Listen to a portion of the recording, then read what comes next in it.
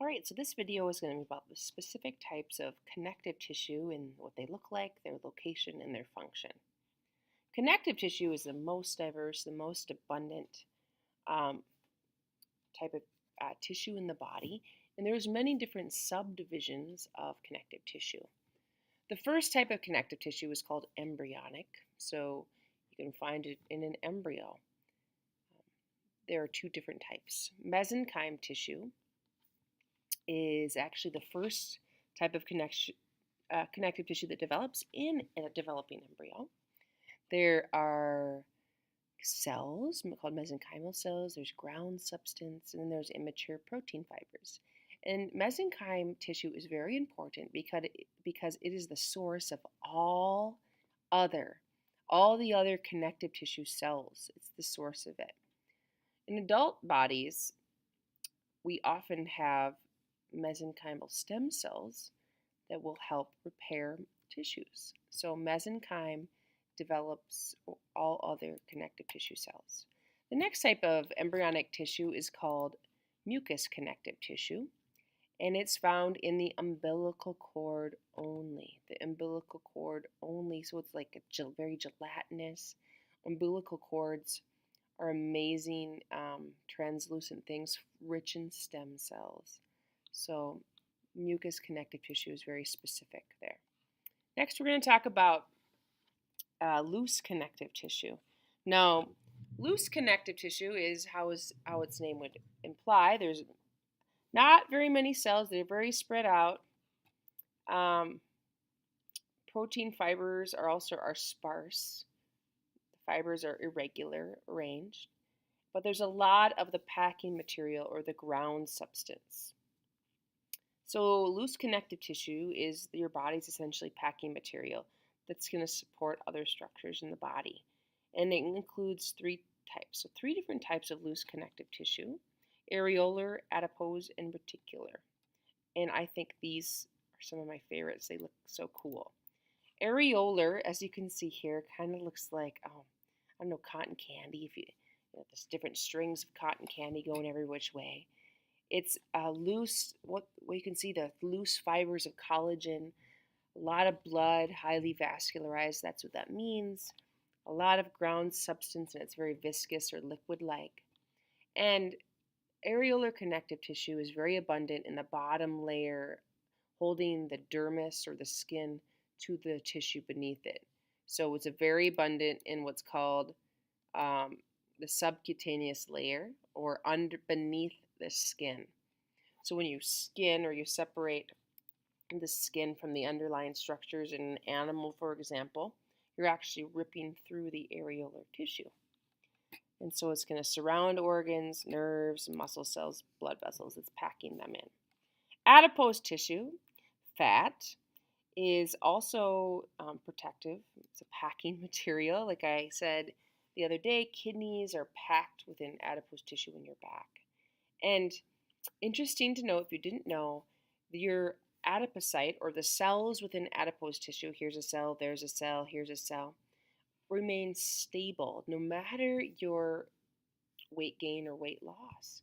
What happens is, in the middle or the lumen of the cells, fat droplets will be deposited in that area and thus stretch and get bigger. Or if you lose weight, the lumen actually gets smaller and you lose those fat droplets. Reticular connective tissue kind of looks like bloodshot eyes or something. Underneath the microscope, it might appear brownish in color on some of my slides. Many different fibers, fibroblast cells within it, white blood cells. It's structural in nature. So we're going to find this in parts of our body, the spleen and the lymph nodes. That tissue, the spleen and the lymph nodes, are rather delicate. So this reticular tissue, connective tissue, helps form the structure and hold it and keep it together. So loose connective tissue, now we're going to talk about dense connective tissue. It's mostly protein fibers, so a lot more protein fibers, not as much ground substance, and there's many collagen fibers. Three different categories: dense regular, dense irregular, and elastic. The first, dense regular, your book says it looks like stacks of lasagna noodles, and I would agree. Um, it has few blood vessels, not very vascularized, so we're going to find this in our tendons that connect bone to muscle and ligaments that connect bone to bone. Because it has not very many blood vessels, it takes a long time to heal. Next, it's dense, irregular connective tissue, and you can see the organizational pattern is very random compared to dense, regular. The fibers are going every which direction. This is in areas of your body that has stress pulled in multiple directions, So one of the best examples, your dermis, which is your lower layer of the skin, gets pulled in many directions. So within that, you have irregular, dense connective tissue. The third type, very specific to a few locations in your body, is called elastic connective tissue. Many elastic fibers within them. Ooh, I have it right here. So just like elastic cartilage, think of elastic connective tissue in the same way. It's able to stretch and recoil.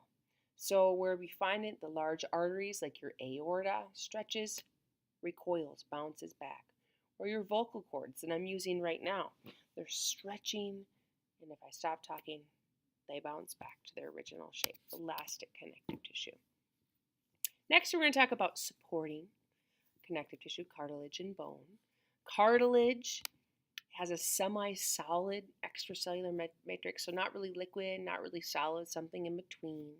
A lot of collagen, it should say there, collagen.